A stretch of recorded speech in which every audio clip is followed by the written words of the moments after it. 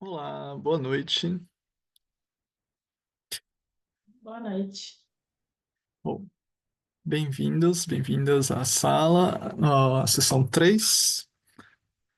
E, bom, vou me apresentar. Eu sou o moderador hoje. A Ana Júlia vai ser a nossa assessora. O nosso painel de,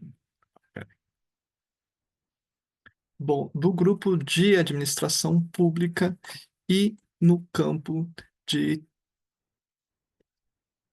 Eu ia abrir aqui os nomes das pessoas. Tum, tum, tum.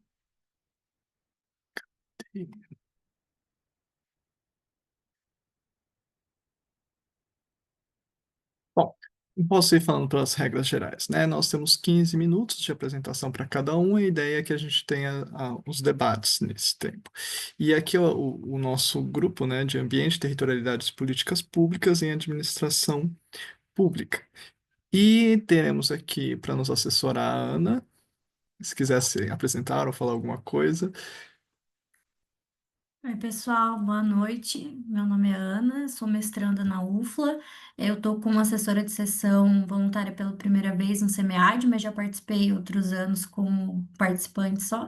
E eu também vou apresentar um trabalho hoje aqui na sessão. Maravilha. É bom, eu sou o Danilo, sou um dos líderes adjuntos do grupo. São o professor Eduardo Caldas, a Heloísa Tosato, que é a líder, junto conosco. E eu, pera, Gustavo,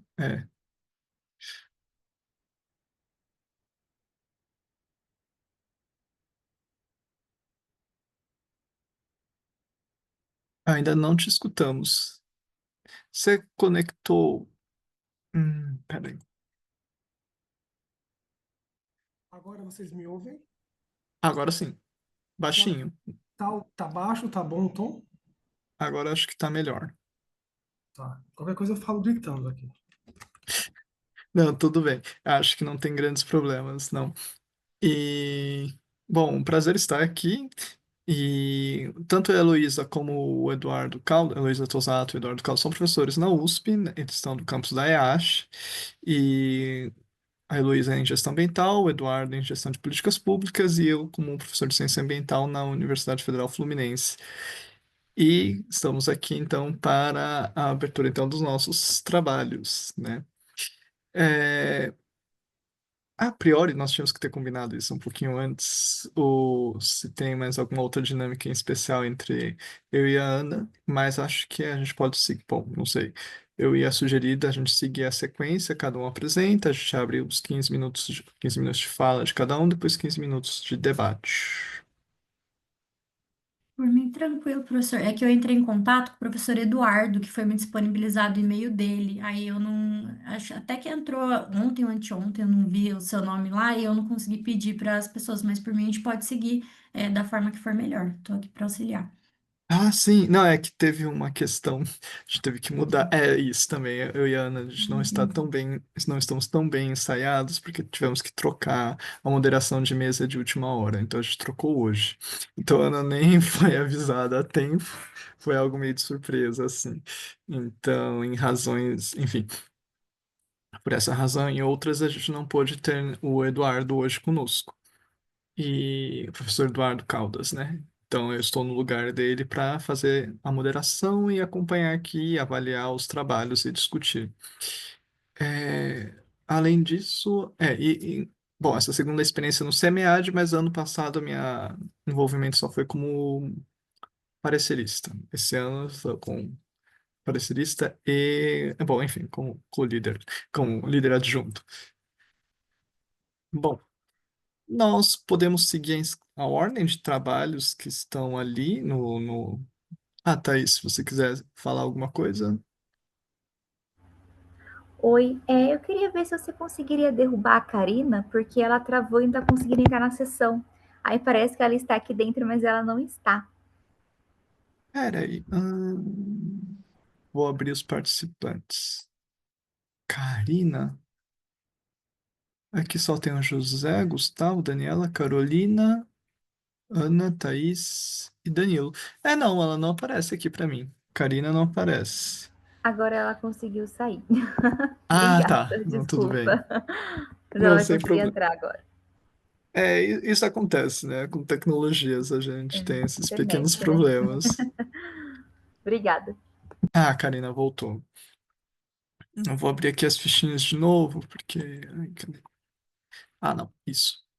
Temos aqui a Daniela, o José, o Gustavo e Guilherme. Ah, Ana, você vai apresentar pelo Guilherme ou o Guilherme vem também? Ele tá também como voluntário, aí ele falou que só que ele é suplente. Aí ele falou que caso ele consiga participar, ele vai entrar, mas eu que fiquei responsável de apresentar por já estar na sessão. Ah, não, sem problemas. Não, só para saber se a gente esperava mais Melhor. Não, Não, pode começar. necessariamente precisar esperar, mas eu ia colocar vocês por último, já que já estavam em último. Hum. É, a lista que eu recebi de trabalhos, a primeira pessoa seria a Daniela, em seguida o José, depois o Gustavo e depois a Ana. Para vocês está ótima essa ordem de apresentações? Tudo bem. Vamos compartilhar? Claro, sem problemas. Vou pegar aqui o relógio. Oh, já está aqui com o relógio.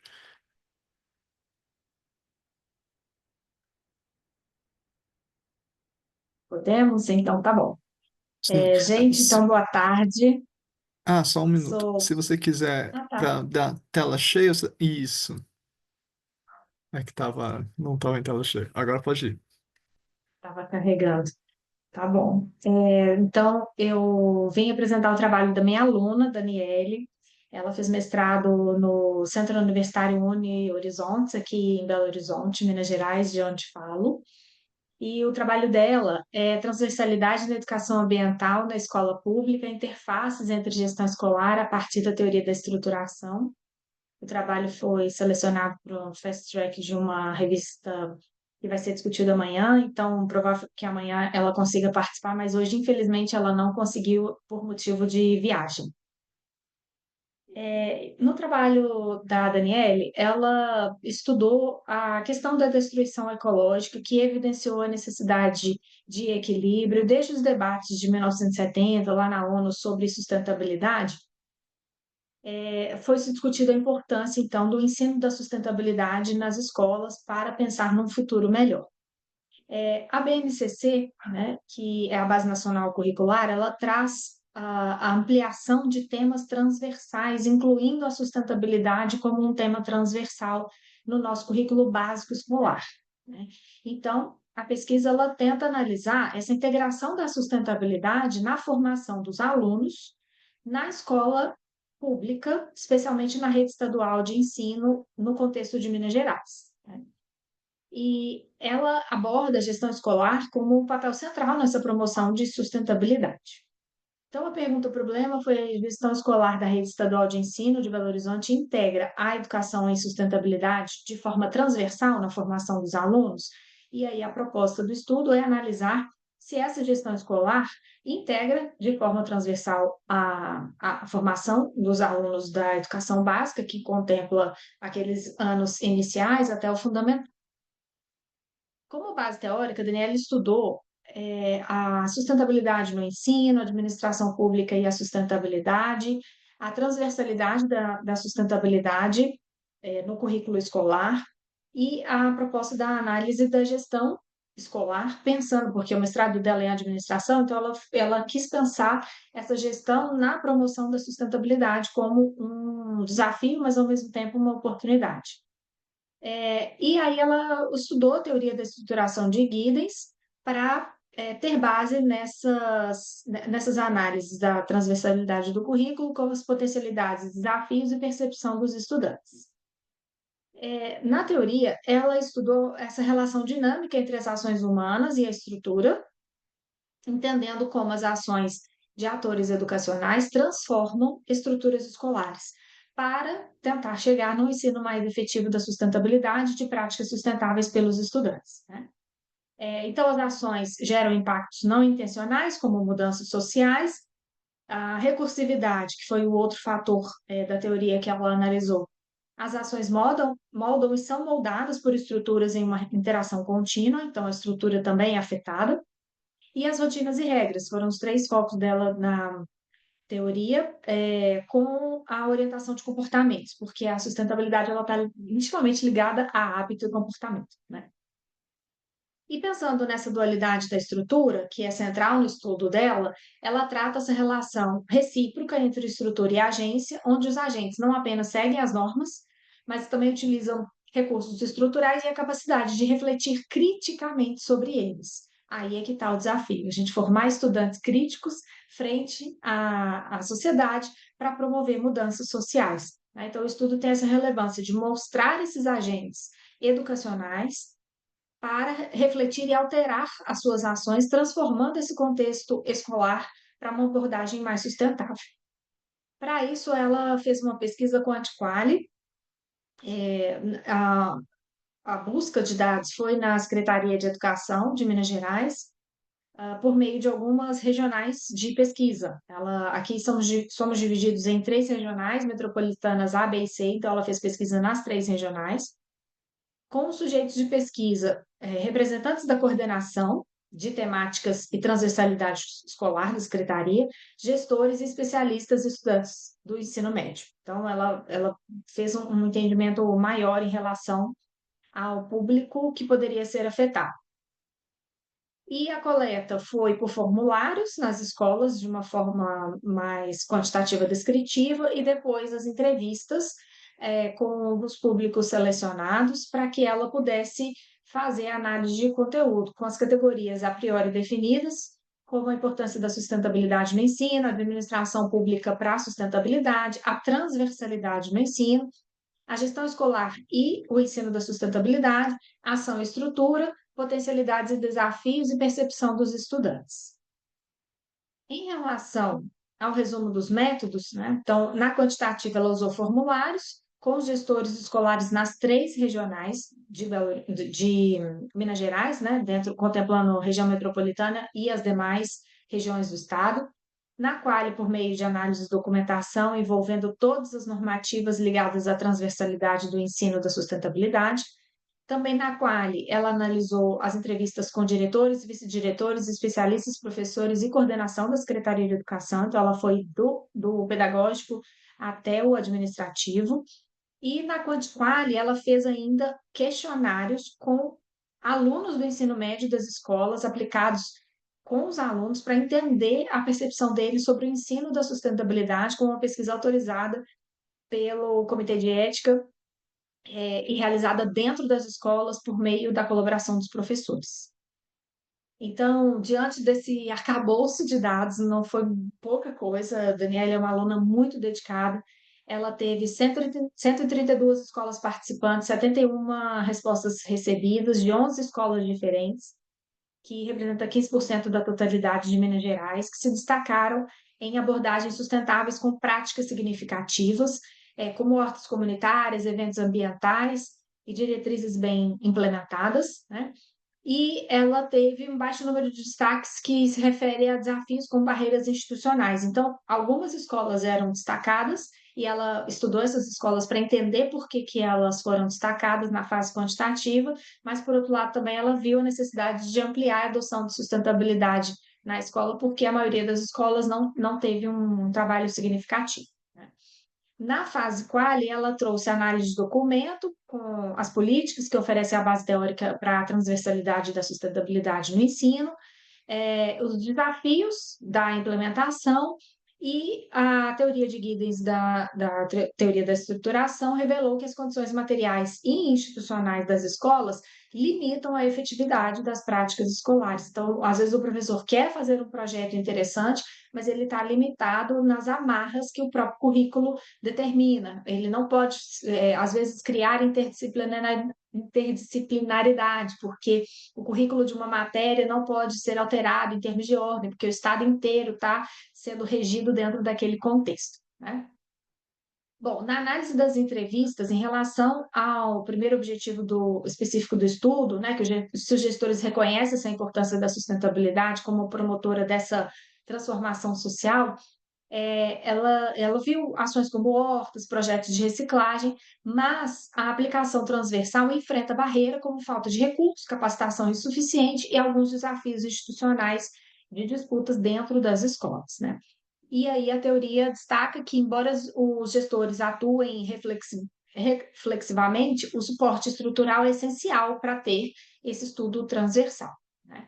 Sobre o engajamento dos gestores e professores e alunos, ela percebeu que todo esse engajamento do público junto às parcerias das escolas, estudo fortalece o ensino da sustentabilidade, mas também falta suporte técnico e financeiro da Secretaria de Educação, que compromete, por meio dessa escassez de recursos, a ampliação dos projetos. Então, acaba que fica um projeto pequeno dentro da escola, sem muita aplicabilidade na realidade social desses alunos, né? Então, políticas públicas mais flexíveis poderiam ter um alinhamento à necessidade local para que esses projetos realmente virassem realidade dentro do seu bairro, né, da sua cidade, seria importante para eles.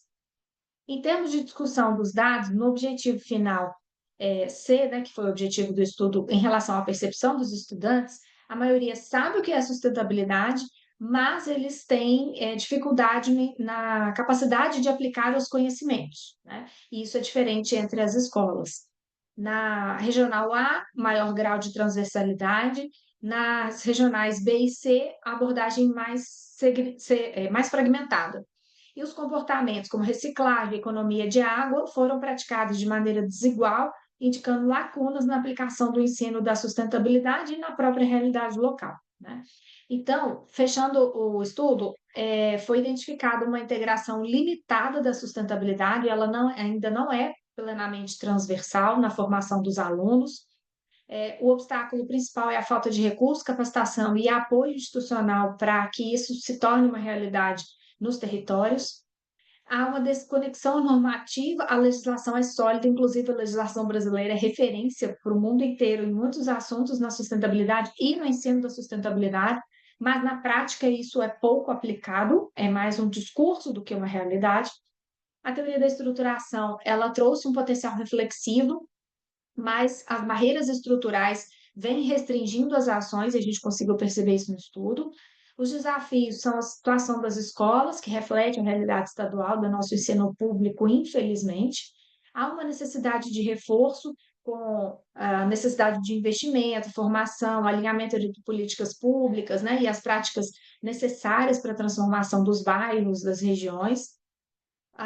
Verificou-se que o protagonismo discente é essencial e só essa articulação entre discurso legal e prática pedagógica poderia permitir avanços reais rumo à sustentabilidade, para que tanto a questão pública quanto a educacional agissem em conjunto para a mudança dessa transformação social para a sustentabilidade. Tá? Então, a Daniela agradece a oportunidade de estar aqui no SEMEAD, eu também agradeço essa oportunidade. Ela fez uma pesquisa com auxílio da Secretaria de Estado da Educação, que subsidiou o mestrado dela.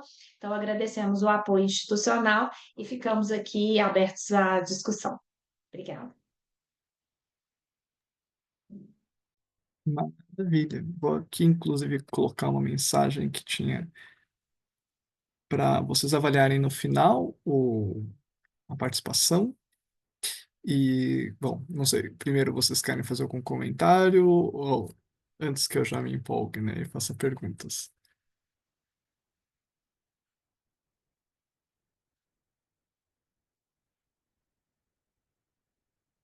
Bom, então para o pessoal tímido ou ainda vai pensando em ideias, elogiar o trabalho, é muito interessante isso e é um desafio grande analisar. Então, 3 e 71 escolas de 130 é um número razoável de respostas, né, de gestores.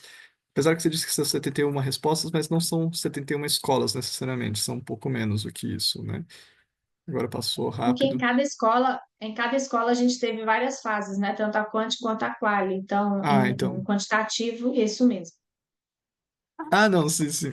Não, porque eu já tava pensando assim, ó, quase um censo, né? Quase um censo escolar, mais um pouquinho.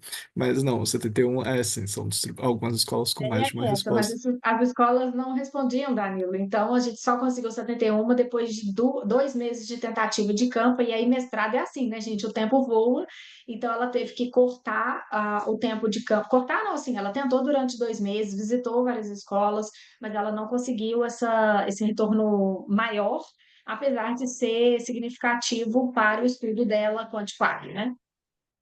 Sim. Ah, é um número ainda razoável. Eu acho muito importante, assim, a quantidade de escolas dá já é uma representatividade interessante, assim, olhando o cenário. E, bom, agora pensando em educação ambiental, eu achei bem interessante que o foco foi justamente das escolas são os programas de economia de água, reciclagem e hortas, né? Mas teve alguma outra escola que pensou em outro projeto diferente para sustentabilidade ou foi muito mais nesses aspectos de recursos naturais?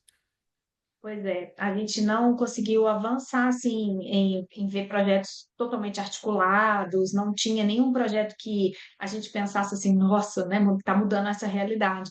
Realmente eles se restringiam a esse primeiro nível da sustentabilidade, né, digamos assim, em termos de redução de recursos naturais e separação de lixo, né?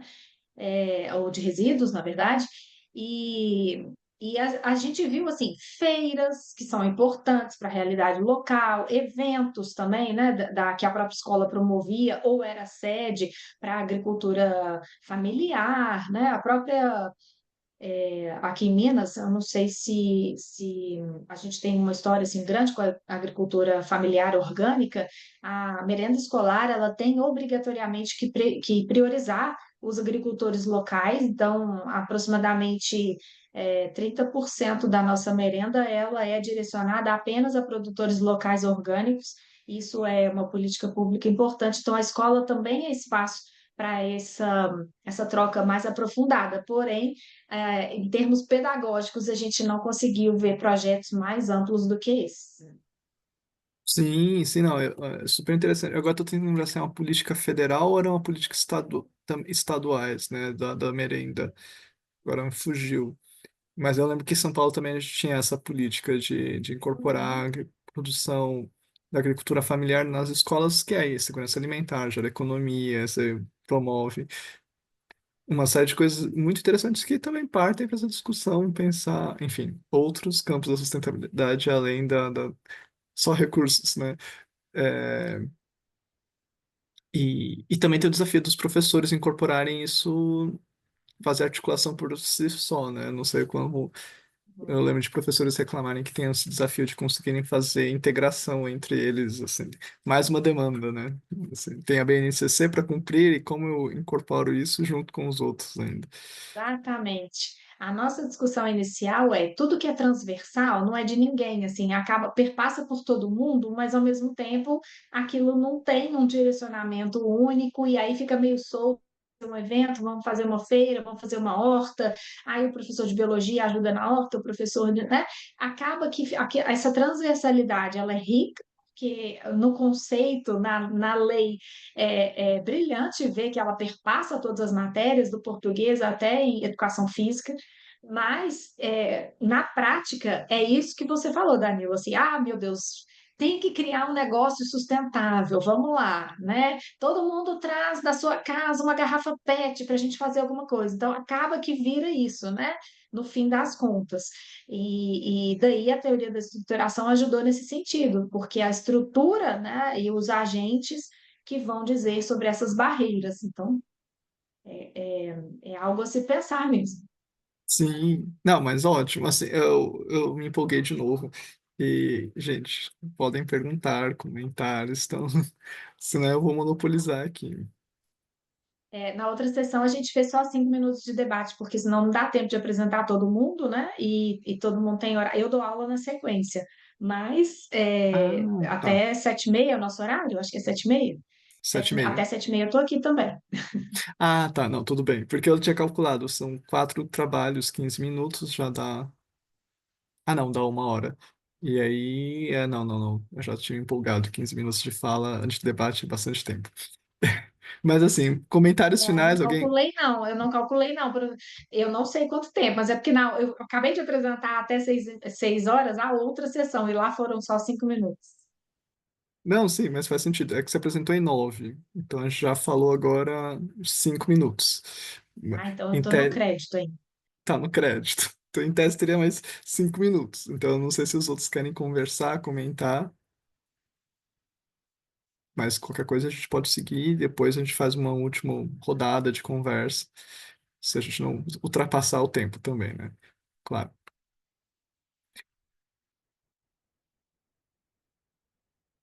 Bom, acho que estão todos muito tímidos ainda, então, brincadeiras à parte. Bom, seguimos então para o próximo trabalho, elogiar a sua apresentação. Muito obrigado, Daniela. E Eu que também elogiar o agradeço. trabalho da Daniele. Sim.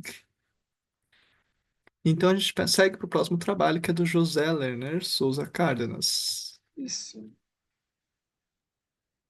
Aqui.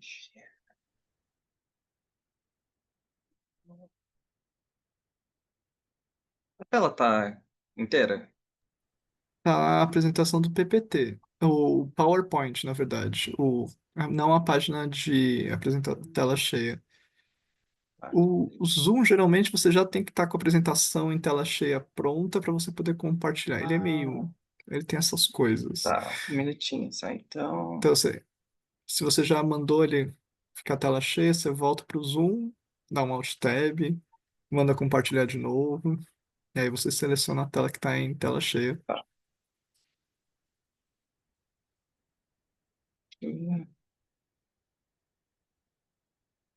Ou apesar que talvez funcione. Vamos ver. Agora foi? Aqui tá parado assim a imagem. Eu Tá tô passando? esperando. Não. Tá ainda no PowerPoint, na página de edição. Acho que você vai ter que Calma. parar de compartilhar e recompartilhar de novo. Ok. Tinha. Mas Ok. aí, Se você tiver o arquivo em PDF, é melhor, porque aí ele passa Ah, normalmente. Se ele tiver em PowerPoint, tem que primeiro colocar o F5, tela cheia, e Alt Tab, e depois mudar para o Zoom e projetar. Mas se ele tiver em ok. PDF, ele passa normal. Tá, ok. Então eu vou passar para isso PDF.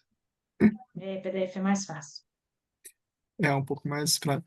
Essas coisas do Zoom eu sempre acho engraçado, enfim, Ah, eu mas. também. Tá, ok.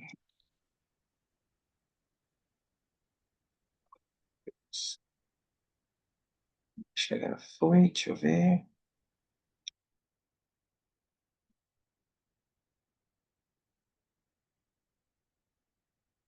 Ah, acho que agora foi. Compartilhar. Share. Ok. Deixa eu ver aqui.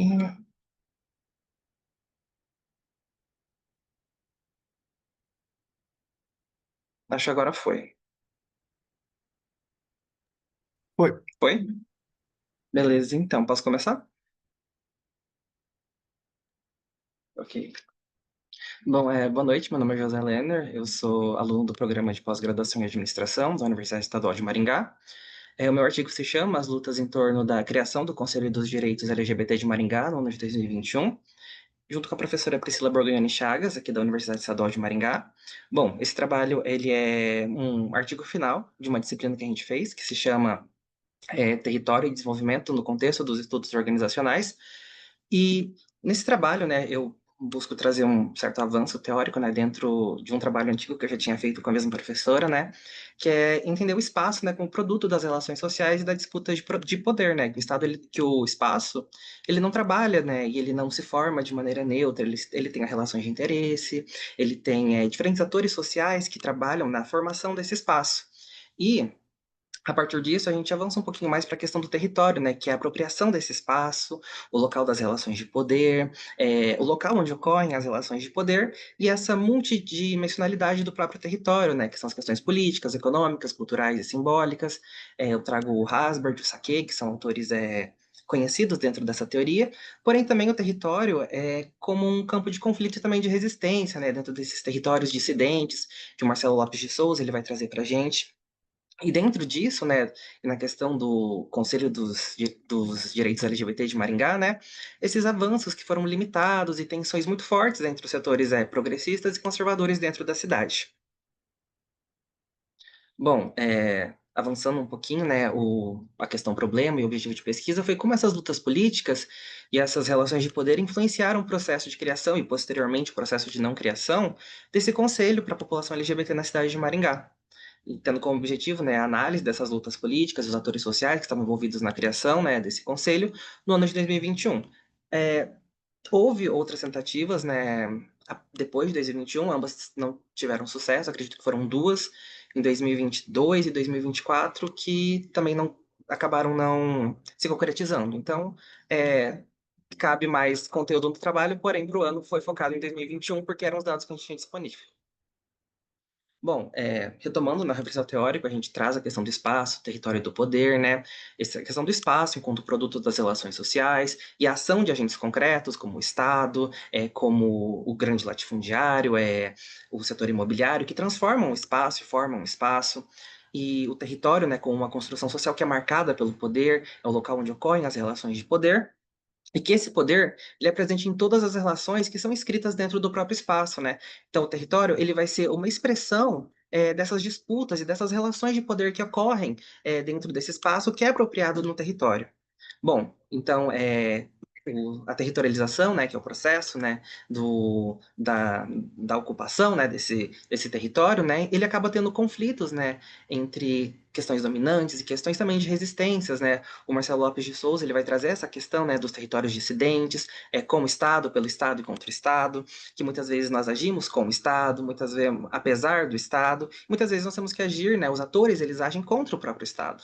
E tentando encaixar isso dentro da questão do movimento, né, LGBT de Maringá, não necessariamente do movimento LGBT, vou explicar um pouquinho mais para frente, porém, dessa movimentação em torno da criação de um conselho. Bom, novamente, trazendo a questão dos territórios dissidentes, a multidimensionalidade do território, essas articulações entre as dimensões políticas, econômicas e culturais, e a territorialização como uma prática histórica e também relacional que transforma o espaço em um campo de disputa. Nesse sentido, o campo de disputa que eu busco trazer, né, é o município de Maringá, e mais precisamente a questão institucional da Prefeitura de Maringá, no requisito, né, para a criação de um conselho que não era um conselho intervencionista, com caráter punitivista, mas era simplesmente um conselho que tinha uma finalidade consultiva de política pública que talvez atendesse a população LGBT de Maringá. Bom, avançando um pouquinho, eu busco abordar a questão de movimentos sociais e também de políticas para a população LGBT, né? O movimento social vai surgir como uma ação coletiva e com reivindicações e pela sua própria natureza vai existir um conflito político, porque se exigem demandas que são negadas totalmente ou parcialmente a um grupo. Então, avançando novamente, né, por causa do tempo, a questão do movimento homossexual brasileiro nos anos 70, né, a disputa por reconhecimento e combate a essa patologização da homossexualidade, né, especialmente no auge da crise do HIV no Brasil, não só no Brasil, mas no mundo. Então, né, esse impacto da epidemia do HIV e as parcerias entre o movimento LGBT e o Estado, que nesse sentido a gente consegue colocar essa questão com o Estado, que a gente tem uma abertura do Estado para trabalhar junto com essa comunidade por uma causa que afeta diretamente esse grupo social. Então, essa politização controlada e essa repatologização ela é simbólica no contexto da epidemia da AIDS nos anos 80 e 90, e isso ganha, né, força a partir dos anos 90, 2000, mais precisamente, né, nos governos Lula. Então, né, agora ainda entrando de uma maneira a questão dos conselhos, né, a partir da redemocratização, esses conselhos eles surgem como um mecanismo de participação social, né? Então, os conselhos municipais eles vão surgir como um instrumento, né, da gestão democrática e de auxílio da formulação de políticas públicas. Aqui em Maringá a gente já tinha a questão do Conselho Municipal da Mulher, que é para auxiliar a questão de políticas públicas para a mulher no município de Maringá. A gente não tinha ainda um conselho, não tem, né, um conselho municipal para a população LGBT, porém a ideia é essa, e existem conselhos em outras cidades, como o caso de Florianópolis, São Paulo e Fortaleza, que trabalham ou trabalhavam muitas vezes junto a prefeitura desses municípios na tentativa de formular políticas públicas, porém sempre de um caráter muito mais de consulta, não necessariamente de vigilância, assim, com relação aos agentes que existem dentro dessas cidades. Bom, eu trago a questão de Maringá, né, a abertura institucional que é limitada, né, por causa dessas tensões e avanços democráticos e forças conservadoras que existem na cidade, mais precisamente entre os diversos pequenos movimentos, né, LGBT que tem na cidade, e a questão principalmente, não estou colocando aqui como um fator decisivo, a questão de igrejas evangélicas, como a União dos Pastores de Maringá, que é a UPEM, porque embora sejam igrejas muito individuais, né, as igrejas evangélicas não são centralizadas como a católica, eles se juntam de maneira muito forte aqui no município para que suas demandas, quando necessárias, elas sejam atendidas pelo município, fazendo uma pressão política contra vereadores, contra o próprio prefeito, manifestações na rua. Então, eles, mesmo que você tenha essas divisões religiosas, adventistas, evangélicas, luteranas, eles se unem para que suas pautas sejam atendidas pelo município. Bom, trazendo uma pequena linha histórica, né, aqui em Maringá, durante o ano de 2021, a gente teve a criação da Gerência da Diversidade, da SEJUC, e já foi uma pequena conquista, né, na entrevista, a gente coloca isso como, viu-se uma possibilidade de abertura. Depois disso, né, da SEJUC, como teve essa possibilidade de abertura junto ao Estado, né, foi a proposição de um conselho LGBT, que, de maneira inicial, teve uma aprovação muito forte, tipo, acredito que de 12 vereadores, 9 votaram a favor. Até mesmo pessoas que eram da esfera conservadora votaram a favor desse conselho.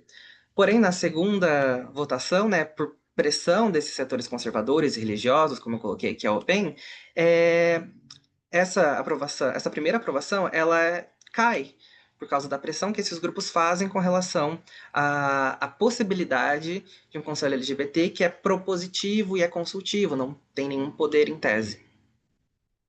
E depois disso, né, a gente tem a formação do CONDIP, que é uma alternativa insurgente, né? Porque como o primeiro não foi feito junto com o Estado, ele surge a partir dessa negativa. Então ele surge de uma maneira insurgente, de acordo com Marcelo Lopes de Souza. Bom, o percurso metodológico, ele é uma pesquisa qualitativa e descritiva, né? Ele tem um caráter exploratório, teve uma certa flexibilidade na coleta de dados e também tentei ter um pouco mais de sensibilidade nessa questão da interpretação dos dados que foram coletados, né? De toda forma, foram usados dados secundários, como reportagens e matérias jornalísticas, e documentos e registros oficiais da própria prefeitura, e de como foi um evento muito noticiado, a gente tinha esse material disponível. Mas também foi utilizada uma entrevista semi-estruturada com o participante do processo. Ele é um funcionário da prefeitura que estava participando, né, dessa movimentação pró-criação do conselho. E aí ele acaba, né, trazendo mais detalhes dentro do período e de todo o processo que ocorreu dentro da prefeitura. Bom, a gente teve o objetivo, né, de mapear os atores sociais favoráveis e contrários à criação do conselho, identificar essas estratégias de mobilização, o discurso, e tentar trazer isso dentro da questão das disputas territoriais a partir desse arcabouço teórico que a gente traz, né, mas principalmente do Marcelo Lopes de Souza, porque ele vai abordar de maneira mais precisa a temática que eu tentei trazer. Bom, na análise dos resultados, né, a questão de identificar os atores sociais no território, a gente tem uma gama de pequenos movimentos sociais no município de Maringá, né, como é o coletivo Os Amigos LGBT de Maringá, a PP Sindicato, que é vinculado ao UEM, e entre outros, né, todos com caráter pró, né, LGBT e formados por pessoas LGBTs. E na questão contrária, foram a Ordem dos Pastores de Maringá, que é uma união de diversas pequenas igrejas e grandes igrejas evangélicas em Maringá, e também outros setores conservadores que são associados a eles, né? Então, a atuação desses coletivos LGBT ele era marcada por uma forte autonomia, eles eram descentralizados, gente, perdão, passou uma moto, moro em avenida, descentralização e também marcados por essas práticas insurgentes. Eles surgem no território de maneira não vinculada a algo institucionalmente constituído, como é o caso da prefeitura. Bom, essa formação, né, de territórios dissidentes são espaços simbólicos e políticos que são construídos, né, por esses coletivos através de uma forma de resistência dentro desse território. Então, a gente também tem a questão da sociedade civil, que é dividida, né? Apoio e oposição, que são organizados. Também tem uma forte mobilização pública, tanto a favor quanto contrário. E também tem essa disputa entre os projetos progressistas e conservadores na definição desse território político que é Maringá, enquanto município, enquanto prefeitura. Bom, essas lutas políticas e o que acabou levando à não criação, eu acho que esse termo não criação às vezes pode confundir um pouquinho, né? Mas eu acho que combinou dentro do trabalho em si, né? Então, essa articulação inicial desses coletivos, que são pequenos, que são ou surgem, né, nesse território, eles permitem esse diálogo institucional, nesse caso com o Estado, né? E essa interseção da pauta com a Secretaria de Diversidade, a Gerência de Diversidade, e levando posteriormente à proposta de um conselho que é aprovado, né, em primeira instância, porém é negado posteriormente, ele sofre, né, uma forte reação contrária de mobilização religiosa, então a gente tem essa movimentação entre os atores presentes no território, e porém, foi marcado na entrevista, foi levantado essas estratégias de deslegitimação, né, que é a tentativa de transformar esse conselho em um conselho de direitos humanos que acabava descaracterizando toda a questão específica que esse conselho buscaria abarcar, né? E novamente é um conselho consultivo apenas. Então, essa rejeição na votação, né, na entrevista, muitos vereadores relataram, né, ameaças, questão de pressão externa, né, por parte da comunidade. Foi relatado também que um vereador ele recebeu ligação de um pastor, vou morrer aqui, que um pastor ele ameaçou convencer a igreja que não ia votar nele porque isso era uma pauta imoral, que era uma pauta que não cabia aos olhos de Deus. Então a gente tem esse forte movimento de ameaça, né, às bases eleitorais e também ameaças à dignidade, né, dos indivíduos que votassem a favor. Então, né, esses coletivos LGBTs, perante essa não criação, né, porque foi negado em segunda instância, eles criam um conselho autônomo no município, que é o CONDIP, né, que surge como um território dissidente a partir desses entraves que ocorreram no território. E a gente acaba tendo, a partir do CONDIP, avanços indiretos, né, como workshops de diversidade, o ambulatório trans de Maringá, e também, mesmo com essa não criação que ocorre, a questão, né, da pauta, ela acaba ganhando mais visibilidade, né? E a questão do ambulatório trans em Maringá é uma coisa muito significativa. É o primeiro hospital trans no Paraná, fora de Curitiba, que busca atender essas populações marginalizadas que não se localizam na capital. Então, foi uma grande conquista, mesmo que não tenha tido essa não criação, né? E o trabalho, né, você evidencia, né, essa questão como um território que é caracterizado como espaço de poder, conflito e resistência, dialogando com o Rafestan e com o Marcelo Lopes de Souza, que vai acabar trazendo mais esse arcabouço teórico. Bom, nas considerações finais, né, a gente consegue ver que o território de Maringá, né, ele acaba revelando essas disputas entre as forças progressistas e conservadoras na construção de políticas LGBT. A gente consegue ver também o território como um campo de poder, né, que tem conflito, ressignificação e quase que uma arena de combate entre os atores, né, que querem colocar seus interesses em jogo. Né? Então, a gente consegue ver a questão dos movimentos LGBT, que eles atuam através de práticas insurgentes e também institucionais, que acabam, né, territorializando suas demandas no próprio espaço urbano. E que essa não criação do conselho na esfera pública, ela representa, de certa forma, um retrocesso formal, porém que não impede que futuros avanços ocorram, tanto em maneira política quanto em maneira simbólica, como a questão do hospital trans e o aumento da visibilidade, né, da causa dentro do município. Né? E a criação do CONDIP, ela acaba evidenciando essa capacidade de resistência, de organização autônoma dos coletivos que estão dentro da cidade, né? Essa experiência acaba reforçando também que a disputa territorial, ela acaba sendo central, né, para entender essa questão das lutas por cidadania e direitos humanos. Eu trouxe uma limitação, né, que é o uso de dados secundários, um recorte temporal muito pequeno, que é o ano de 2021. Acredito que mapear essa questão ao longo do tempo seria também muito interessante. E como eu só entrevistei uma pessoa também que era de dentro do movimento, me foi sugerido também por parte da minha orientadora, né, no caso do artigo, entrevistar esses múltiplos atores e também fazer um estudo comparativo com as outras cidades, como São Paulo e Florianópolis. Então, acredito que seja um ponto interessante também de se avançar. Eu finalizo aqui e deixo as referências caso alguém queira ler. Muito bom, José. Parabéns. Passou um Obrigado. minutinho só. Está tudo Olha, bem. E, obrigado. mas sem problemas. Antes que eu me empolgue de novo, eu vou abrir primeiro para os outros participantes, se querem comentar, fazer perguntas, observações.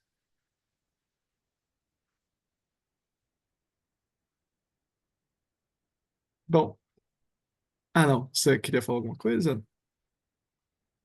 Eu achei que Quê? alguém mais ia comentar, mas foi impressão minha. Bom, não, primeiro só elogiar, então, achei muito interessante que você fez esse esforço de pensar movimentos sociais, em muitas categorias da geografia, eu esqueci de falar que eu fiz mestrado, doutorado em geografia, então tem uma certa Sim, complexidade nisso, e pensar território, né, e pensar território nesse aspecto de pensar justamente como se constitui essa apropriação do espaço e criação desses espaços de resistência, criar resistências, né? Essas isso. dissidências.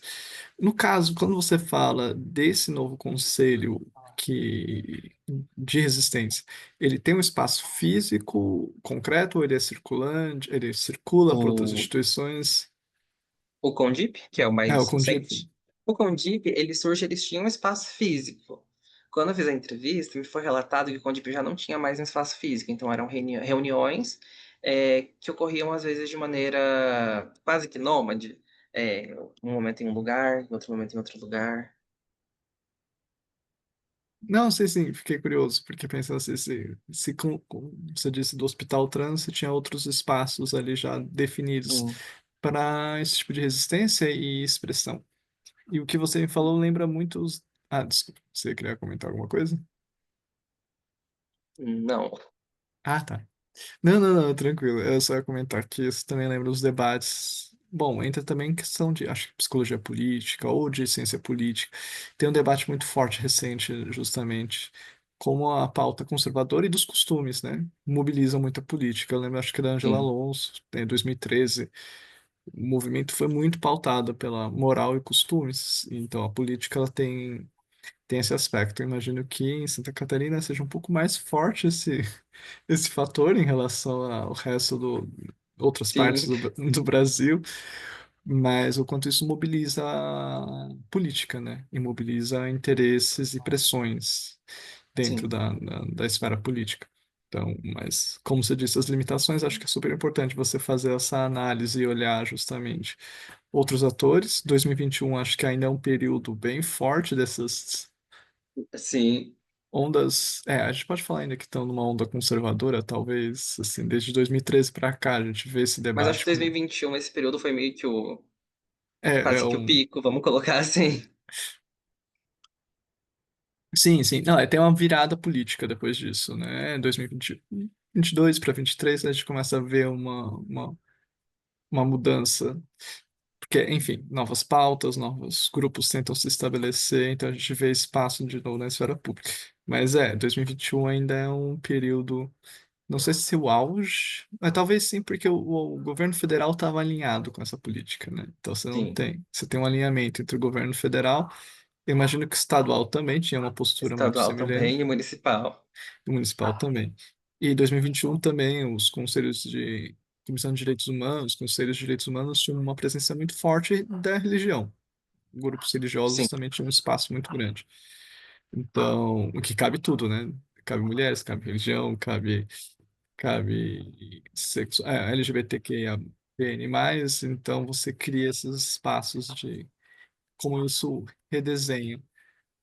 Eu até olharia, enfim, como esse conselho muda ao longo do tempo, né? Quando ele é instituído, o quanto é a presença, por exemplo, dos grupos evangélicos ou de outros grupos dentro do conselho, porque isso já diz a atuada também sugestões. Mas enfim, vou pagar porque a gente ainda tem uns tudo dois bem. minutinhos para outros Tudo bem. comentários, outras pessoas que queiram falar. Eu queria Ou fazer se um você quer. comentário também. Daniel. Sim, Não sei como é que a gente tá de tempo, é rapidinho. Não, só sugerir isso mesmo que eu tava pensando aí em relação à análise temporal, como que seria interessante analisar isso depois do governo, né, na mudança de sim, perspectiva política, de social, enfim, porque o meu trabalho também fala um pouco sobre como o território ele é disputado e qual é a importância das pessoas ocuparem esse lugar que é de disputa. Então, como seria interessante ver se de fato, né, mudando o governo, as pessoas se sentiram mais, como é que eu vou colocar? Puderam participar mais da vida pública, né? Se elas se sentiam mais à vontade de participar desses conselhos, de ir nas audiências, se de fato se tornou mais consultivo, ou se sim. não teve tantos avanços, né? Porque, como o José mencionou, né, o município e também o estado continua sendo mais conservador, mas se de fato teve algum avanço em relação a esse aspecto político, eu acho que ia ser bem interessante essa análise. Sim, eu também acho. Muito obrigado, Ana Júlia. Imagina, mas parabenizar o seu trabalho, viu, José? Achei muito legal, a Ah, muito perspectiva que obrigada. você abordou. Sim, não, é no mesmo gancho da Ana mesmo, porque realmente o processo de criação dos conselhos tem um momento de expansão e tem um momento de retração. 2020, o período Bolsonaro, né? A gente É, pode dar o nome aos bois. É um período que os conselhos tiveram pouquíssima importância, tiveram uma pouco adesão. espaço. Baixa adesão, pouco espaço. Pelo menos de meio ambiente, vários dos conselhos não foram convocados, ficaram sem eleições, então eles foram se desativando por falta. Houve várias questões, né, nesse âmbito. Então você não extingue, mas também não renova. Então fica uma coisa ali perdida. E os de conselhos de direitos humanos também mudou. Enfim, aí a gente consegue observar como isso mobiliza. Sim. Bom, mas empolgamos de novo. Mas alguém mais quer comentar mais alguma coisa? Bom, eu acho que eu vou pedir para você parar de compartilhar, José. Tudo bem. E nós passamos agora para o Gustavo. Deixa eu testar meu áudio com vocês de novo. Tá Ah, bom? agora tá, Eu tava tá apontando ótimo. o fone, mas aí ele não tá, né? Então, deixa eu apresentar aqui. Sim. Às vezes, não sei, meu computador, quando você vai abrindo aí, meu computador, ele. Você conecta o fone, mas ele não entende que o fone está conectado. Aí você tem que ir lá manualmente e trocar qual é a saída de áudio ou a entrada de áudio. Aí, enfim, Tentei trocar, mas não acertei. Então, por tudo aí.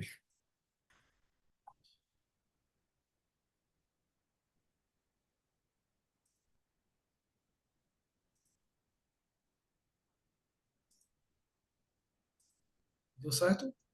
Sim, agora é só botar. É isso, foi. Tá em tela cheia? Sim. Pronto. Então, o título do nosso trabalho, primeiro, né, eu me chamo Gustavo Oliveira, eu sou mestrando em administração pelo programa de administração, de pós-graduação em administração da UFRN.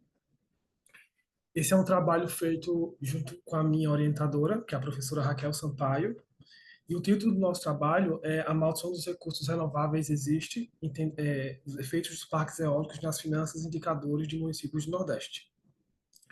O trabalho nasceu porque a gente viu muitos estudos que tratavam dos impactos das eólicas em diversos aspectos, especialmente sociais, econômicos, no sentido de trabalhos, de postos de emprego. E a gente se questionou se, sob a ótica da maldição dos recursos, havia alguns efeitos também desses parques nos municípios, e especialmente no Nordeste, que é a produção, que é a região que mais produz a energia eólica. E aí a gente sabe que o Brasil é um país continental, né? Ele é característico por uma grande diversidade territorial, social, mas também tem muitas desigualdades regionais históricas, né? E uma grande diferença entre as regiões. E aí a administração pública, ela nasce como uma ferramenta de planejamento estratégico para tentar sanar ou diminuir um pouco as principais questões sociais. E aí a gente entende que quando os serviços públicos são prestados de maneira satisfatória, é possível amenizar problemas históricos ou atingir espaços que o mercado privado não atinge ou não busca atingir. E aí, um movimento que consiga chegar nisso é pela garantia dos impostos, né? Se eu consigo conseguir mais impostos, eu conseguiria alocar eles para onde é mais necessário arrecadar os impostos. E aí, a presença dos parques, ele traz efeitos sobre as finanças municipais. Já foi estudado isso por Silva, por Sampaio e Costa e IFE. Então, a gente tentou entender e quantificar qual que era esse efeito, para além das finanças e também nos indicadores sociais. E aí, por que sob a ótica da maldição dos recursos? Rapidamente, a maldição dos recursos foi proposta por Sachs e Wagner em 1995, e eles identificaram que países que eram abundantes em recursos ou que eram muito dependentes de recursos naturais tendiam a não ter um crescimento econômico duradouro e a longo prazo, especialmente em momentos de boom das commodities. Então, você tem um país que tem um boom de commodities em um determinado momento, mas aí esse dinheiro passa, ele acaba, e esses países não apresentam desenvolvimento socioeconômico a longo prazo. Então, o nosso trabalho ele se estruturou nesses três grandes pilares, que é ver a presença das eólicas através da teoria da maldição dos recursos, entender os efeitos das eólicas nos municípios do Nordeste e saber identificar como cada município deveria gastar ou aplicar suas despesas. A gente sabe que, uma vez que eles arrecadam, eles têm alguns dispositivos institucionais que obrigam os municípios a direcionar dinheiro para algumas áreas, especialmente áreas estratégicas, como saúde, educação. Eu trago isso mais na frente. Enfim, falei da maldição dos recursos, né? Foi proposta por Sachs e Wagner. E aí, de modo geral, os países com expansão de exportações, principalmente causada pelas commodities, não apresentavam melhorias no IDH, na educação, e apresentaram piora na corrupção. A relação entre um aumento substancial de recursos em um curto período de tempo e corrupção é bem analisada, bem estudada e foi muito bem documentada por Broro et al. Em 2013, né, um artigo de 2013, aqui no Brasil. E aí, falando das atribuições, esses municípios, e aí para todos os municípios, não só do Nordeste, todos os municípios do Brasil, eles devem destinar 25% de todas as suas receitas para a educação, 15% de todas as suas receitas para a saúde, e no saneamento e no acesso à água não tem um percentual mínimo, mas os municípios devem elaborar um plano municipal próprio e acompanhar como é que o serviço terceirizado é prestado à população. Então, a gente tem essas três áreas-chave: educação, saúde, saneamento e água, e acesso à água, que os municípios devem ter um empenho, devem atuar de maneira mais empenhosa, digamos assim, e a gente entendeu que se há esses dispositivos e há um aumento nas finanças públicas por conta da presença das eólicas, então a gente supôs que deveria haver impactos e efeitos sobre os indicadores sociais e sobre as despesas públicas, especialmente nessas áreas. E aí, deixa eu avançar, eu tenho pouco tempo. Eu trouxe esse gráfico que mostra o avanço das eólicas no Nordeste entre 2010 e 2024, que é o período de estudo desse artigo. Nesse tempo, o aumento da produção de energia eólica do Nordeste foi de 2.000%. Sim, foi um avanço absurdo. Houve uma facilitação dos leilões para implantar os parques. As prefeituras atuaram mais, os estados atuaram mais, e aí eles conseguiram aumentar mesmo a produção de energia. Eu não acho que eu coloquei aqui, mas o Nordeste é responsável por 92% da energia eólica do país. Então, se eu tenho uma região com tanta produção e a gente, né, supôs que há efeito sobre as finanças, então o aumento das contas públicas deveria ser bastante substancial. Só um segundo. Para a gente entender e quantificar o impacto das eólicas, a gente adotou a metodologia da diferenças e diferenças escalonado, proposto por Callaway Santana. Como os parques entram em operação em momentos diferentes em cada município, não é viável aplicar o diferença de diferenças tradicional, onde eu pego comparo dois municípios em dois momentos de tempo diferentes. Então, a gente adotou esse modelo para permitir que existam diferenças nos efeitos de tratamento dos diferentes grupos de municípios de acordo com a data inicial da operação do parque. Eu vou explicar um pouquinho mais na frente melhor. Os pressupostos de identificação causal desse método é que ele considera as pretendências dos tratados de controle. Tratados são os municípios que receberam os parques, controles são os municípios que serão comparados aos municípios que receberam os parques, mas que não receberam parques. E aí a gente aplica uma hipótese das tendências paralelas que vai pressupor que, se os municípios sem parques não tivessem recebido, eles teriam um comportamento similar aos municípios sem parques. Por isso que os municípios sem parques formam um contrafactual que melhor se aproxima dos municípios com parques.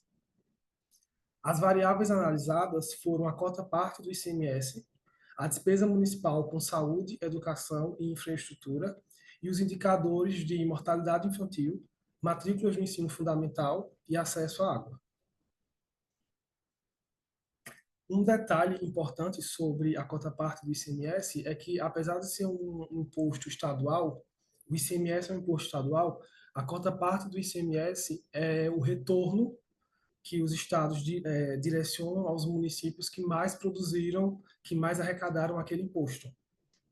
Então, se eu tenho a presença de um parque no município e a cota-parte desse município aumenta muito, eu posso atrelar esse aumento à presença dos parques eólicos. E aí eu vou poupar vocês desse megazord aqui e vou passar por uma explicação que faça mais sentido. Se antes do tratamento, dois grupos de municípios, os tratados e os controles, tinham 100 de ICMS, e depois do tratamento, os municípios com parques foram para 130 e os municípios sem parques foram para 110, e eu tenho essa variação de 30 e 10 respectivamente, a diferença entre esses dois é de 20, esse é o resíduo. Então, comparando brutamente a diferença entre municípios com parque e municípios sem parque, antes e depois da presença das eólicas, é de 20. E aí eu pego esse 20 e multiplico pelo peso das covariáveis. Então, as covariáveis são as características observáveis dos municípios. Quantidade de habitantes, velocidade média dos ventos, que influencia muito onde os parques serão alocados, densidade demográfica, enfim. Então, o nosso foco é nesse 20 ponderado por essas características observáveis. Eu trouxe a disposição geográfica dos municípios do Nordeste que têm os parques eólicos. Em azul são os municípios. Eu vou tentar dar um zoom. Deu certo o zoom? Sim, vou seguir. Os municípios em azul. Os municípios em azul são os municípios com parques. Os municípios em verdinho claro são os municípios sem parques. O restante a gente desconsidera. Esses municípios em verde, eles são definidos pelo IBGE como pertencentes à mesma região imediata dos municípios com parques. Por isso que eles formam o melhor grupo de controle, porque eles são extremamente próximos dos municípios que receberam os parques, mas eles não receberam parques. Então a gente consegue comparar as tendências de ambos os grupos, aplicando a causalidade nos parques.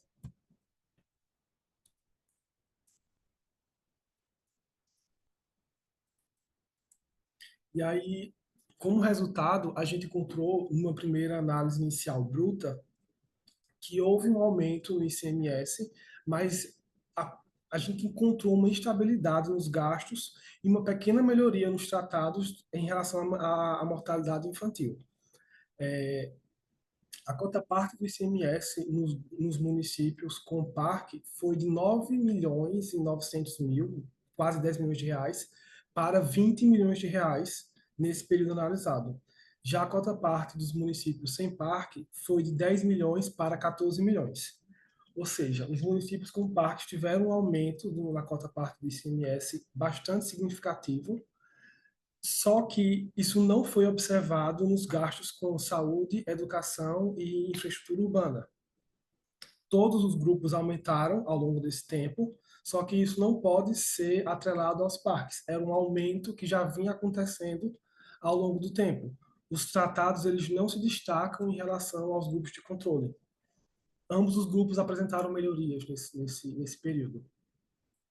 E aí, partindo para a inferência estatística mesmo, a gente identificou que após 2 anos da presença dos parques, a cota-parte do ICMS dos municípios com parques começou a aumentar muito, muito, muito, muito. Deixa eu aqui. Depois de 5 anos de disposição a tratamento, então, para os municípios que tiveram parques por no mínimo 5 anos em operação, o impacto foi de quase 10 milhões de reais. Para os municípios que tiveram parques e estiveram expostos a eles por mais ou menos 10 anos, o impacto foi de quase 15 milhões de reais.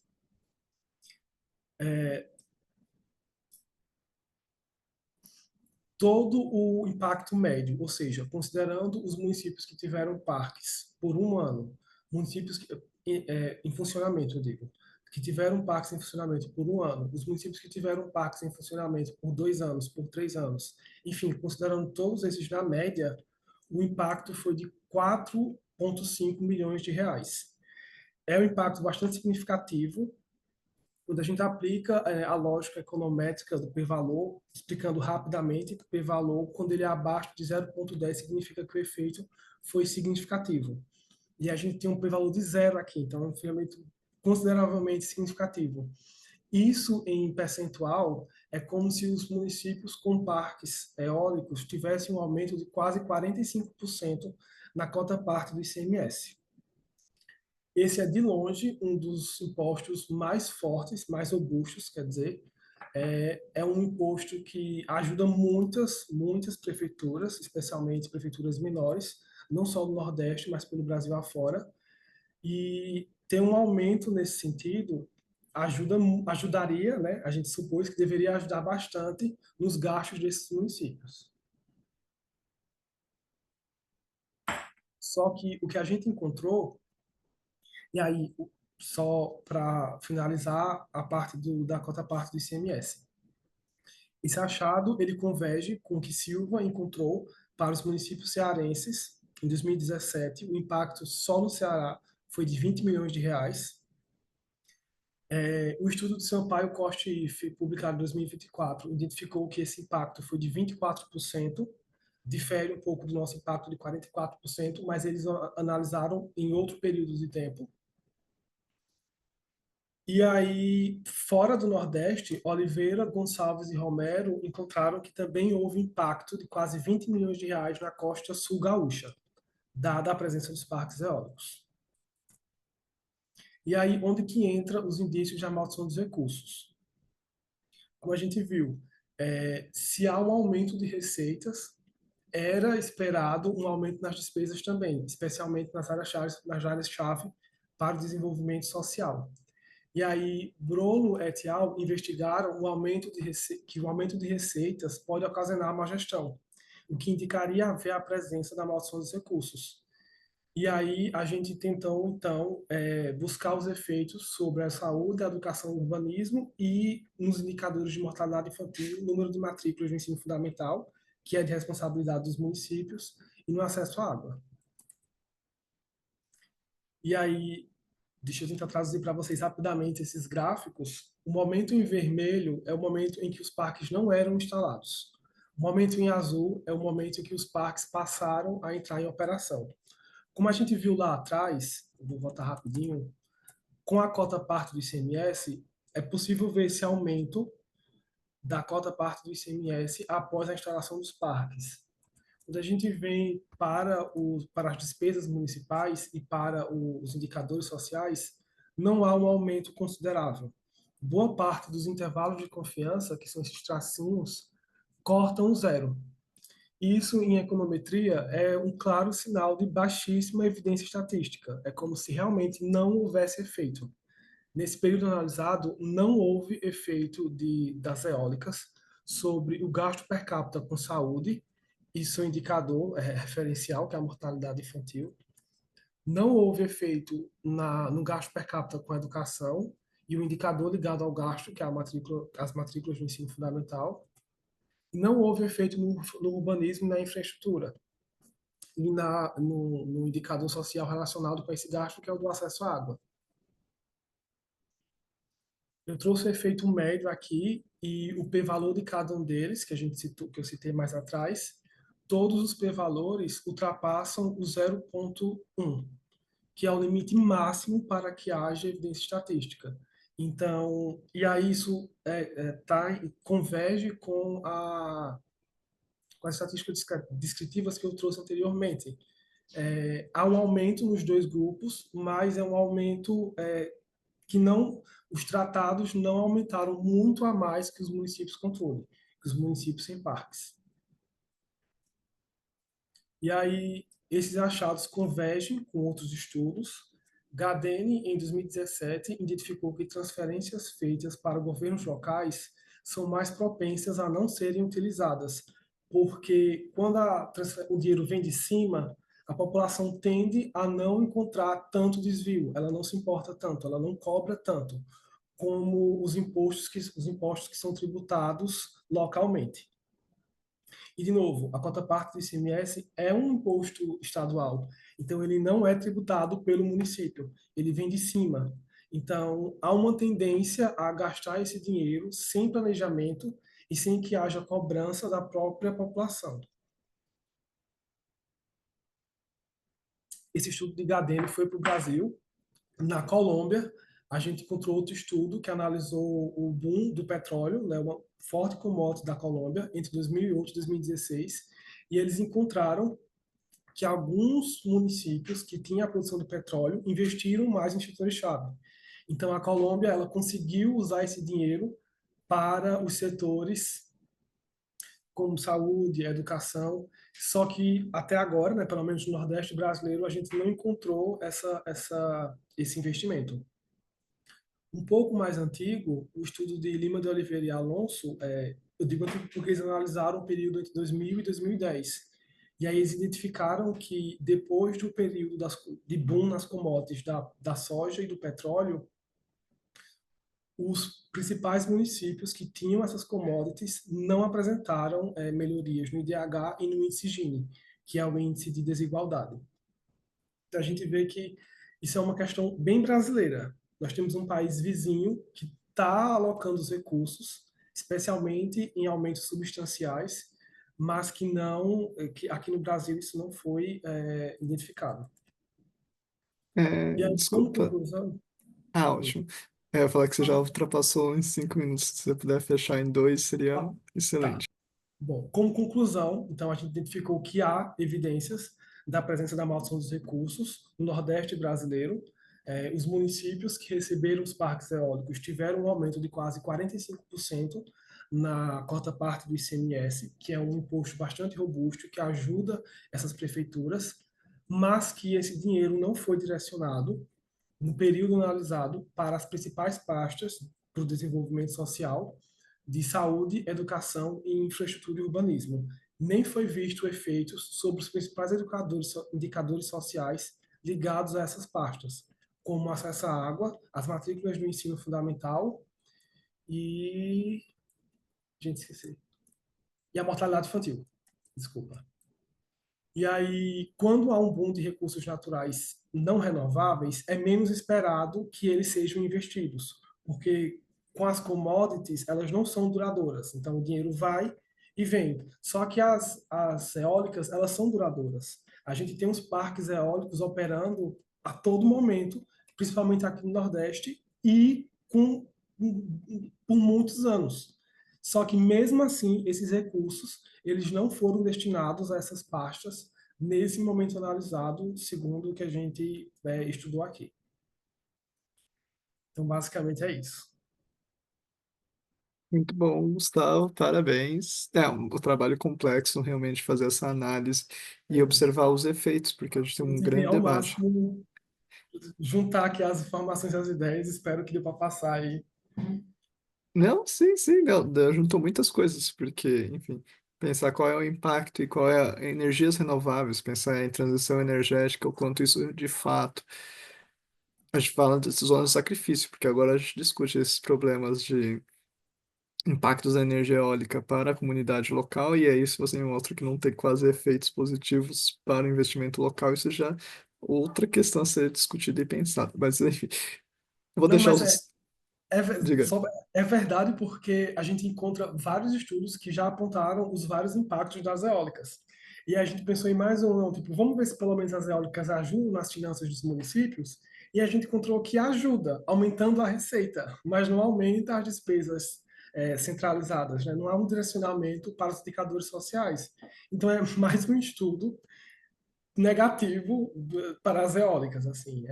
É interessante porque elas ajudam na transição energética, só que há um mau uso, assim, há uma má gestão da implantação desses parques. Sim, não, várias questões. Eu vou deixar os outros comentarem, porque senão a gente se empolga e aí vai estourar o tempo. A Daniela já tem que sair, não tem problema se você tiver que sair 7h30, não se preocupa, é importante. É um excelente motivo.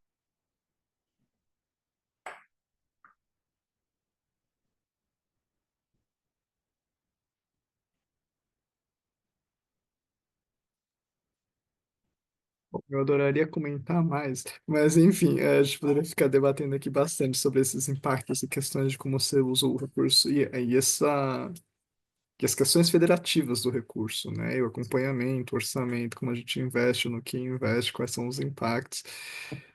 Mas a gente tem uma questãozinha de tempo.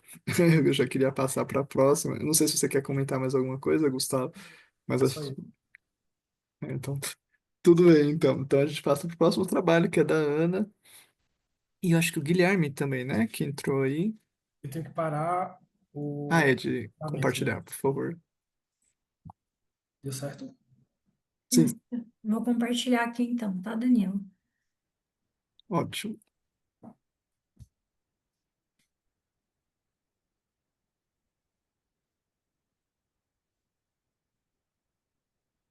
Tô me situando aqui, pessoal, que é a primeira vez que eu faço isso também. Peraí.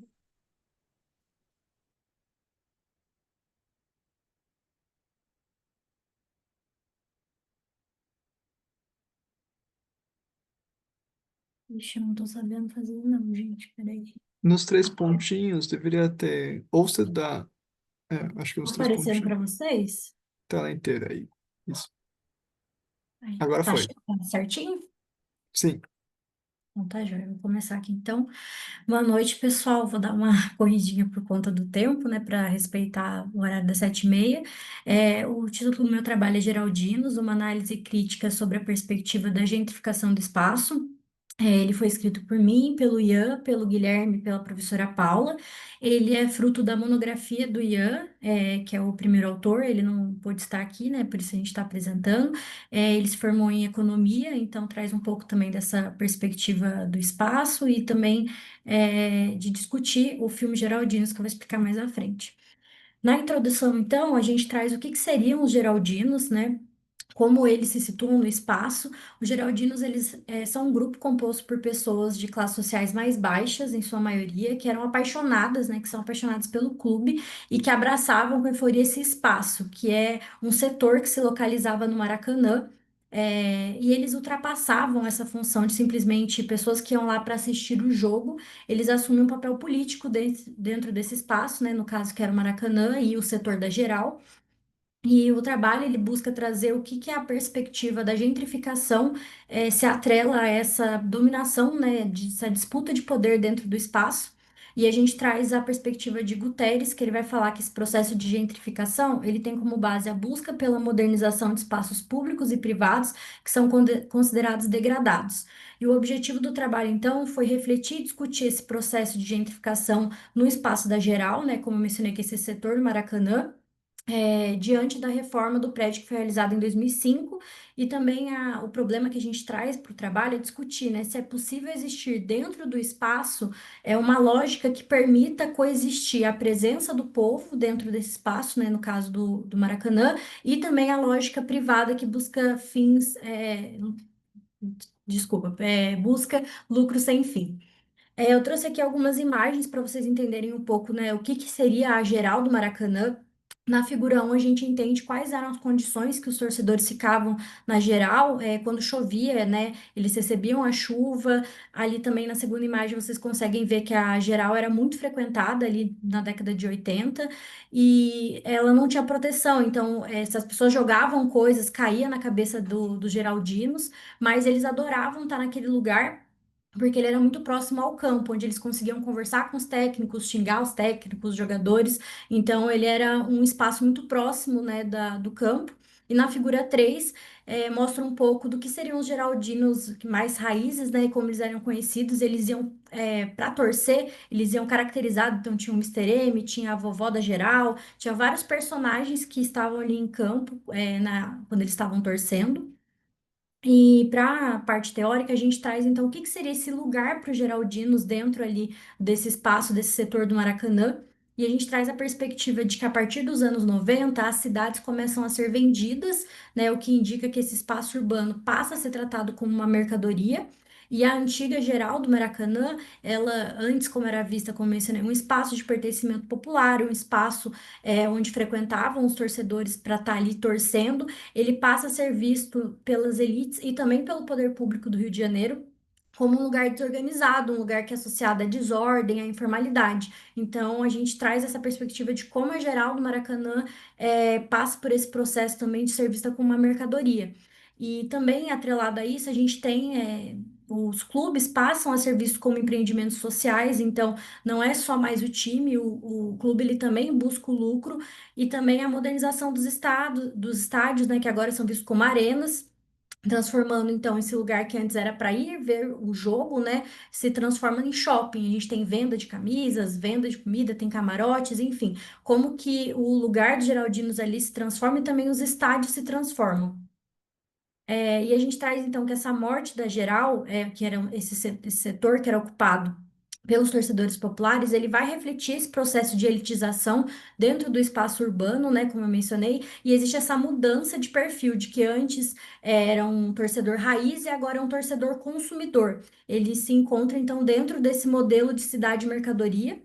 E a gente traz também três conceitos de espaço que a gente vai utilizar para análise, que seria o espaço como lugar. Quando a gente fala do espaço como lugar, a gente traz o lugar no sentido de carregar sentidos afetivos, culturais e simbólicos.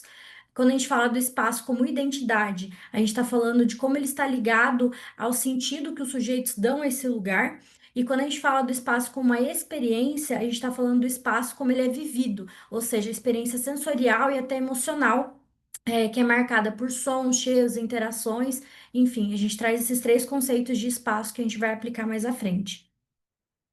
Indo agora para a metodologia que a gente utilizou para esse trabalho, a gente usou a análise fílmica, é uma abordagem qualitativa, e a gente está analisando esse filme documentário que chama Geraldinos, que ele é feito em 2015 e dirigido pelo Pedro Arsberg e pelo Renato Martins. A gente utilizou a metodologia da análise fílmica por ela reconhecer o filme como um artefato cultural que permite a gente identificar essas tensões no espaço e também mostrar o real, né? E também por essa capacidade da gente conseguir visualizar de fato como esse espaço foi mercantilizado e também como a gentrificação está presente no esporte, né? E nesse caso em especial do futebol. Aí, já indo para os resultados e para a discussão, eu trago um pouco do que seriam as cenas que a gente analisa, né? Não sei se a maioria conseguiu ler o artigo ou já assistiu o documentário. Então, na primeira cena que a gente analisa, ele vai trazer os diferentes grupos sociais que são considerados geraldinos, né? Suas reações durante o jogo, como cada um tem uma maneira única de torcer, tem a pessoa que prefere escutar no rádio, tem a pessoa que quer estar lá no meio gritando, torcendo. Tem vários tipos de torcedores, cada um deles torce de uma forma, e isso mostra então como o conceito de grupo social ele se encontra também como uma resistência. Todos ali, mesmo dentro da sua forma de torcer, estavam ali torcendo pelo seu time, né? E também mostra essa questão do entendimento deles como um grupo, mesmo que cada um possui uma forma, eles estavam ali como geraldinos, eles se identificavam como geraldinos, e esse espaço se tornava então um espaço de pertencimento. E aqui a gente traz esse conceito, então, do espaço como um lugar que carrega símbolos, práticas e afetividades, né, no caso dos geraldinos. Partindo para a cena 2, a gente vai ter uma cena que mostra quais são as condições que os geraldinos assistiam os jogos, né? Como eu mencionei, mostrei nas imagens, na questão de chuva, na questão das coisas que eram jogadas para quem estava assistindo lá de baixo, mas que mesmo assim, com essas condições precárias, o ingresso continuava aumentando o valor. É uma reportagem que o documentário reproduz. Só para vocês terem uma noção, na época, né, eles trazem cruzeiros, mas traduzindo o que seria para o real, os ingressos custavam em torno de R$ 10, de 5 a R$ 10, e depois da privatização do Maracanã, os ingressos passam a custar, em média, R$ 80. Então, para vocês entenderem que a mercantilização também atravessa a questão, né, do valor, né, do dinheiro. E essa cena vai mostrar que para eles, né, o valor do espaço não estava, no físico, ele está ali na vivência que eles tinham, o uso daquele espaço para eles, né, de estar próximo dos jogadores, de poder torcer de fato. E também do espaço como uma experiência, né? Igual eu comentei, a forma que eles torciam. E mostra então essa relação, né, do estádio para ir além do consumo. Quem ia ali torcer ia pela fidelidade, por sofrer com o time, por se identificar, não só para consumir, né, aquele espetáculo que teria ali. A pessoa ia para participar mesmo da partida. Na cena 3 é uma cena sem falas, é uma cena bem sonoplástica que vai mostrar as imagens, né, da geral sendo destruída, tem britadeiras, a gente vê as partes sendo quebradas mesmo do estádio, e ele mostra também em contrapartida como vai ficar o Maracanã depois da reforma, ou seja, mostra as poltronas novas, os camarotes, as escadas rolantes, então mostra, né, essa diferença entre o que era, né, de sendo destruído e o que como vai ficar, mostrando então essa concretização da mercantilização desse espaço, né, convertendo então o estádio em mais um produto, né, de consumo e também um produto turístico, e mostra como o Maracanã se torna algo artificial, algo que antes carregava ali, né, o território, aquele espaço carregava símbolos, carregava diversas afetividades, ele se torna mais um estádio, se torna mais uma arena, dentre tantas que a gente tem. E o torcedor, então, ele vai se tornar um consumidor, ele é passivo, ele tem que assistir sentado, mais silenciado, ele não tem mais aquela proximidade com o time. A cena 4 ela vai falar da expulsão social feita no Maracanã. É uma cena em que mostra a polícia expulsando os geraldinos contra a vontade de um jogo, e mostra a reação dos geraldinos sendo expulso e também essa retirada simbólica deles do espaço. Eles veem que esse espaço não pertence mais a eles, esse esvaziamento da memória e da presença deles no espaço. A cena 5 vai ser apresentado um take que mostra um dos responsáveis da privatização do Maracanã expondo como foi positivo mudar, né, privatizar o estádio, falando da questão de camarote, de ter espaços corporativos, como que trazer esse público para o Maracanã é muito positivo para a sociedade. E não mostra, né, as pessoas que antes tinham acesso ao estádio, elas são retiradas desse ambiente. Então, mostra essa questão, né, de ter consumidores e também essa inversão lógica, porque o Maracanã, a princípio, ele foi construído com recursos do povo. E daí, quando ele passa a ser privatizado, ele passa a ser gerido como um empreendimento privado, né, visando o lucro. Então, mostra essa mercantilização, como ela vai legitimar a exclusão dessa classe.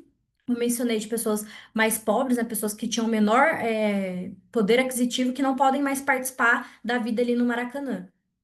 A cena 6 é a última cena e ela vai mostrar um pai e um filho conversando sobre a importância deles, de como eles cresceram vendo os jogos do Maracanã, e vai mostrar a importância do estádio na vida deles, como que essa relação que eles tinham com o Maracanã não era só individual, ela vai atravessar as gerações. E também o estádio, ele não vai ser só, né, um cenário, ele vai atravessar a vida das pessoas. As pessoas iam para o estádio, era quase que né, o pai e o filho falam, é uma tradição de família assistir na geral. Então era um lugar de sentimento, de identidade. E vai falar isso, né, que o futebol, ele não é apenas um jogo. O futebol, ele traz essa questão do sentimento, da cultura que é transmitida, né?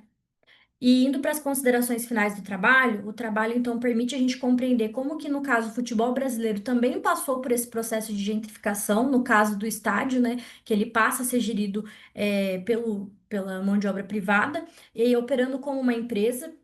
Mas ele traz também que a reforma do Maracanã, ele vai mostrar a morte da geral, trazendo esse espaço popular que tinha um grande significado, como ele é mudado, né, por áreas VIPs, cadeiras numeradas, camarote, mostrando essa modernização do estádio, como que afetou, né, quem antes frequentava e como ele e para quem ele se torna depois. E também um ponto que a gente identificou é essa questão da elitização do futebol como um todo, né? Que ele não, ele passa, para de ser visto só com a questão do sentimento, né? E ele passa a ser visto também como essa ideia de reestruturação das cidades, como eu comentei, né? Essa ideia de transformar em mercadoria. E um ponto que a gente gostaria de ressaltar também no final, né, é que a gente identificou que, na geral, nem tudo era flores. Como eu mostrei, né, era sim um espaço precário, era sim um espaço que poderia ter sido reformado de outra forma, né? Havia ali, como coloquei, né, condições precárias de acesso, tinha também a questão da discriminação, opressão de grupos, como os grupos organizados ficavam naquele lugar, mas o que é discutido aqui no trabalho é como foi feita essa. Como que foi feita, né, esse processo de gentrificação, excluindo as pessoas que antes podiam acessar esse espaço e agora não podem mais. Então, o trabalho ele busca, né, criticar ou até de forma discutir que como que poderia ter sido feito isso, né, buscando de uma melhoria do espaço para que as pessoas continuassem frequentando, não para que excluíssem essas pessoas do espaço. Mesmo a gente entendendo que tinham sim questões sociais que atravessavam esse lugar, que era da geral. Aí aqui eu coloquei as referências que a gente utilizou para construir o trabalho e agradeço vocês. Vou voltar aqui. Parabéns, Ana. É uma pena que eu acabei de ver o José e a Daniela acabaram de sair, tipo, um minuto atrás. Mas muito bom o trabalho, um desafio também, penso. Enfim, antes que eu comece a me empolgar, falar, Gustavo, Guilherme, vocês querem comentar? Vocês têm também limite. Ana, também vocês têm limite de tempo, questões? Tá, então a gente pode passar 2 minutinhos ou 3, assim, não tem grandes problemas, né? Não, assim, muito interessante esse debate, pensar justamente a privatização do espaço público, né? Questão de espaço público, né? Então, pensar a produção do espaço, pensar, bom, direito à cidade, pensar, bom, aí vai Lefebvre, vai o pessoal da geografia, arquitetura, sociologia, que vão pensar muito essas questões, né? Como um esporte que era de origem popular, né, acaba se tornando um esporte das elites. Ainda existe o futebol de várzea, né? É bem interessante, ou pelo menos aqui em São Paulo tem um movimento bem. Pera, vocês são de Lavras, vocês não estão do estado de São Paulo. Mas aqui, não sei como aí é a questão de futebol de várzea. Aqui é uma coisa, tem campeonato, tem toda uma série interessante de elementos. Tem até gente que tenta pensar essa espacialidade do futebol e pensar como se dá essa relação. Acho que como sugestão, eu acho que você poderia usar mesmo a palavra lugar, inclusive, porque na geografia tem uma distinção entre espaço e lugar. O lugar está muito ligado a essa ideia de cotidiano, com a vivência, com o cotidiano. Acho que pode ser você pode usar o conceito. Tem que dar uma olhada ali qual dos autores que trabalham lugar vai ser mais interessante. Porque espaço ele pode ser um pouco mais genérico. É coisas da geografia, né? Espaço, território, lugar, região, paisagem. Cada uma é uma coisa, cada uma tem uma abordagem teórica, metodológica, etc. Mas para o que você traz, acho que esse lugar ajuda bastante, assim. Sim, a primeira. Não é a minha especialidade, eu sou muito mais do campo do território do que de lugar. Mas esse debate é interessante, pensar essas. Em relação de cidade, ou produção do espaço, né? A produção do espaço pensando na lógica do capitalismo, mercantilismo, e de privatização, como isso molda e muda o- a cidade, os espaços que existem, né? Os espaços públicos, ou não tão públicos mais. Empolguei, falei demais. Eu abro a palavra para vocês comentarem, os outros comentarem. Gustavo, Guilherme. Você tá com a mão levantada. Alguém tá com a mão levantada? Ah, não, isso era meu mouse. Eu achei que era alguém com a mão levantada.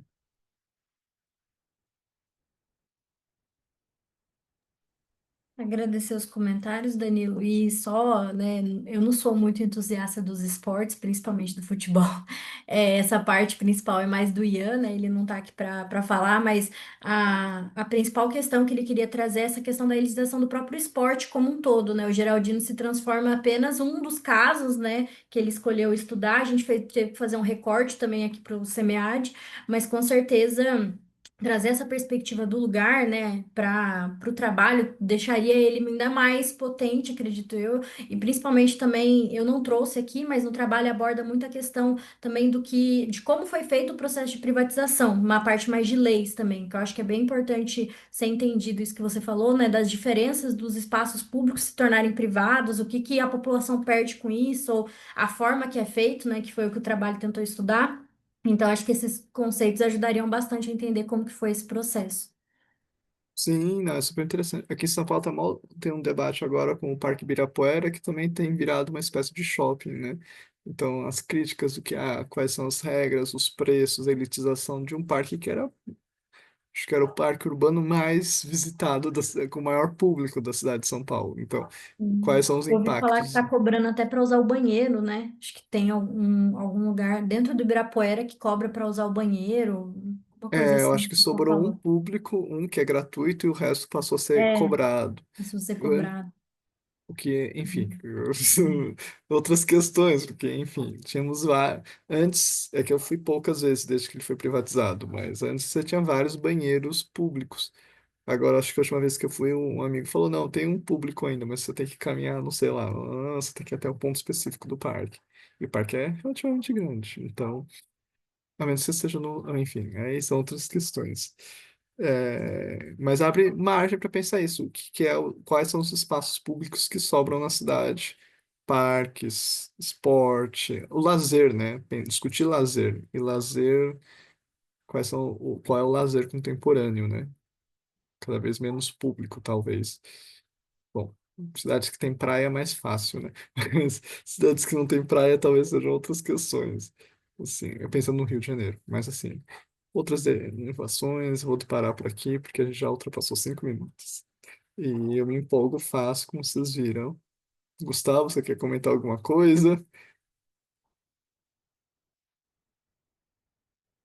Bom, assim, a priori, eu vou agradecer a Ana por aqui estar comigo como assessora da sessão. Eu me empolguei aqui, falei demais, extrapolei os limites, mas assim, queria elogiar os trabalhos, dizer que foram muito interessantes e muito assim, quase ecléticos, porque a gente vê desde a educação, pensar a questão de resistências LGBTQIAPN+, a questão de educação ambiental, questão de eólicas, pensar espaço público, espaços de lazer, todas essas questões como são atravessadas, então, pensar a relação e a apropriação, né, desses espaços, territórios e quais são os modelos de sociedade que a gente está discutindo. Educação ambiental, quais são os efeitos dessas escolhas políticas, transição energética com as eólicas. Então, acho que deu um debate, deu vários trabalhos, são trabalhos muito interessantes e eu poderia continuar comentando, mas enfim, achei muito interessante. Não sei se a Ana ou vocês querem fazer algum último comentário.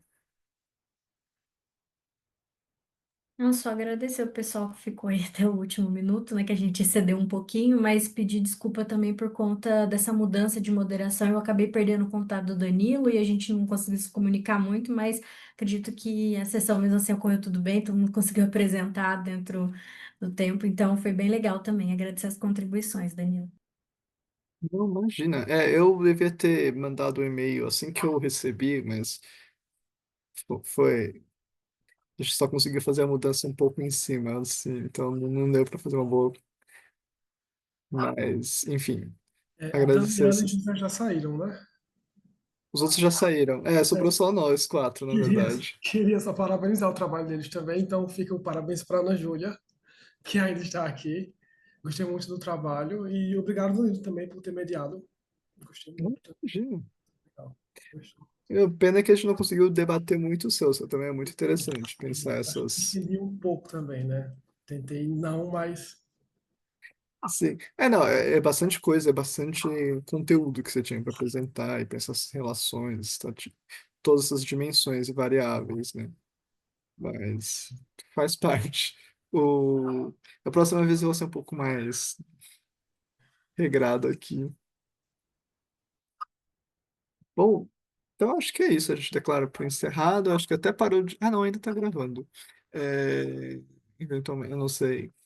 Fica gravado aqui. Não sei se depois vai ser disponibilizado ou não.